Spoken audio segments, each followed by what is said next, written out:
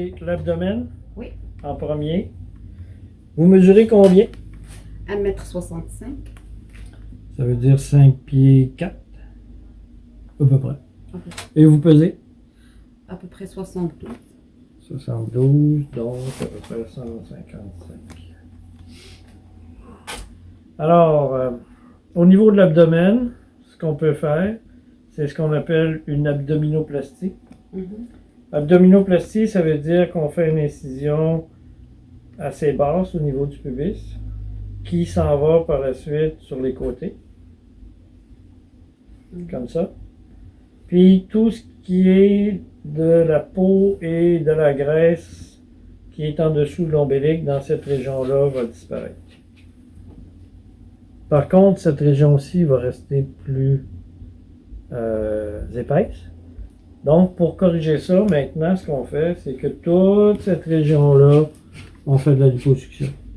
Donc, liposuction au niveau de l'abdomen, liposuction au niveau des flancs, pour réussir là, à affiner plus la taille. Assez souvent, on va enlever presque plus en gras dans cette région-ci que dans la partie inférieure. Donc, le fait de combiner les deux donne un résultat qui est de beaucoup supérieur. C'est le résultat, ça combien pour cent? Je pourrais vous montrer certains exemples. Alors, donner certains exemples, vous voyez comme ici, on avait quand même un surplus de peau, une cicatrice centrale avec quand même suffisamment de gras ici. Si on regarde le résultat final, c'est ce que ça donne. On voit que la peau, l'excédent de peau a été enlevé, le surplus de gras a été enlevé aussi. C'est sûr que on n'a pas nécessairement des résultats toujours aussi importants, tout dépendant de notre poids. Et puis, mais de façon générale, on peut voir qu'il y a quand même des modifications qui sont significatives. Si vous regardez ici, vous aviez un excédent de peau qui était important. Bon, dans son cas, à elle, les cicatrices sont d'un peu moins bonne qualité, mais par contre, il y a eu quand même une amélioration qui est très significative par rapport à ce que c'était. Si j'essaie de retrouver quelqu'un qui ressemble peut-être un petit peu plus.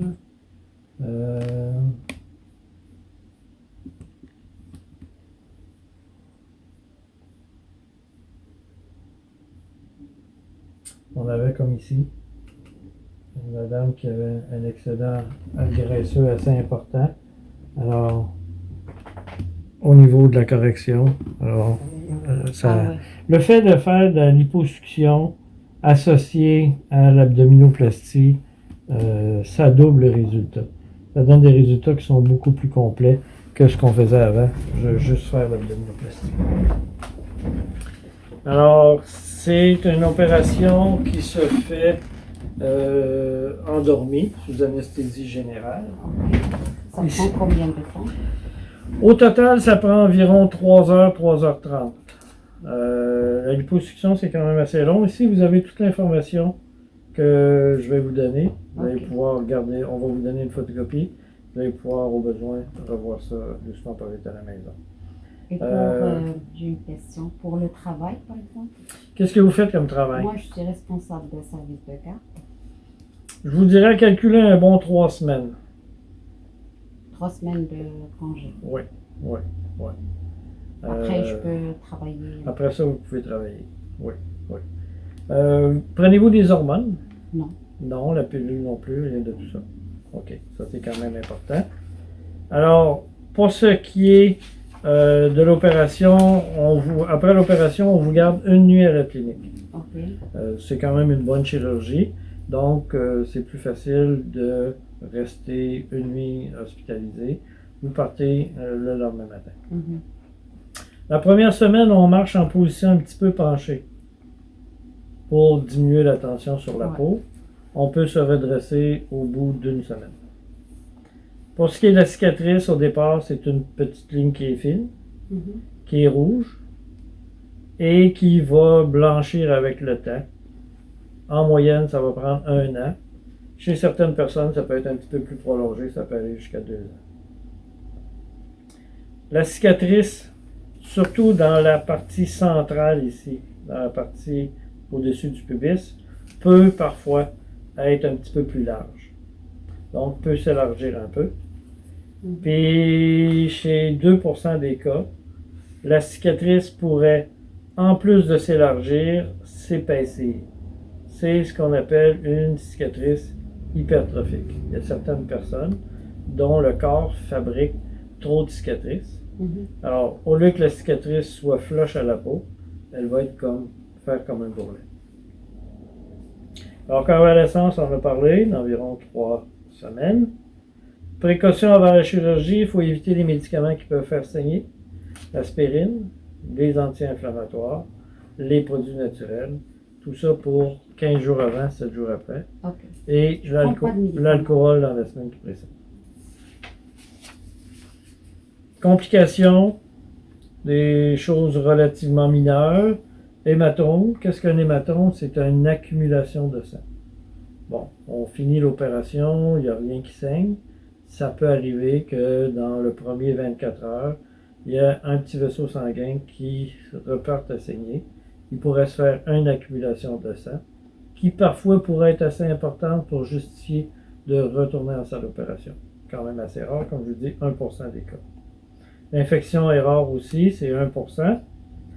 La peau de l'abdomen reste souvent comme un petit peu engourdie. À la suite de césarienne, c'est souvent comme ça aussi. La peau reste un petit peu plus gelée. Va souvent récupérer progressivement, mais on peut rester avec une sensation un petit peu moins. Oui, parce que j'ai une amie qui l'a fait en Turquie. Oui. Puis c'est resté c'est dur un petit peu. Au début, c'est sûr que c'est dur. Ouais. Au début, là, les tissus sont épais, ils sont plus enflés, mais ça s'assouplit progressivement. Puis comme je dis, la sensation revient progressivement aussi. Pour ce qui est des complications plus importantes, il y a 2 choses à retenir. Thrombophlébite. Qu'est-ce que c'est qu'une thrombophlébite? Thrombophlébite, c'est un caillot de sang qui peut se former dans une veine profonde, au niveau des jambes. Ça va se manifester comment? Ça peut se manifester par une crampe ou par une douleur. Souvent, c'est quelque chose de presque, on dit « Oh, je me suis mal couché, j'ai du mal à me placer la jambe ». Il faut toujours être suspicieux après ce genre de chirurgie-là. Si on a le moindre petit malaise ou une cheville qui vient enfler, on est toujours mieux de faire un examen pour éliminer la possibilité d'une thrombophlébite. Parce que dans le fond, c'est pas la thrombophlébite qui est dangereuse. Ce qui est peu dangereux, c'est si un morceau du caillot se déplace, il va arrêter au niveau des poumons. Au niveau des poumons, ça va se manifester soit par un essoufflement, ça peut se manifester par un point côté quand on respire, puis on pourrait toujours arrêter de respirer. Ça, c'est pas bon pour la santé. Donc, important, après ce genre de chirurgie-là, il faut bouger. Donc, il ne faut pas rester couché dans son lit pendant 4 jours en disant « Oh là là, je guéris ». Non, il faut marcher de façon régulière, se lever, prendre une petite marche dans la maison, 5 minutes à la fois, pour aider à faire la circulation du sang. Ensuite de ça, on donne aussi des médicaments pour éclaircir le sang, un petit peu, pas trop quand même, pendant une période de 15 jours. Et après l'opération, ma secrétaire va vous appeler les 4 jours suivants pour vous poser un petit questionnaire pour savoir si tout va bien, il n'y a pas de malaise dans les jambes, il n'y a pas d'essoufflement normal, etc., etc., etc. Donc, ça minimise de façon importante les risques et ça demeure quelque chose qui est acceptable. Et au final, il peut toujours des fois y avoir des petites corrections secondaires, qu'on appelle des retouches, dans environ 3 à 5% des cas. Quand on fait des retouches, je ne vous charge pas de frais pour moi. Il n'y a pas de frais professionnels, il n'y a que les frais de salle d'opération. Au départ, après l'opération, il y a aussi une gaine à porter. Mhm. C'est pour une période d'environ un mois et demi. C'est quelque chose qu'on fait faire d'avance sur mesure pour que ça soit bien adapté. Puis on peut s'attendre à ce que le résultat final soit vraiment complété entre 3 à 6 mois. Parce que c'est sûr qu'au départ, il y a une certaine enflure. Mhm. Voilà.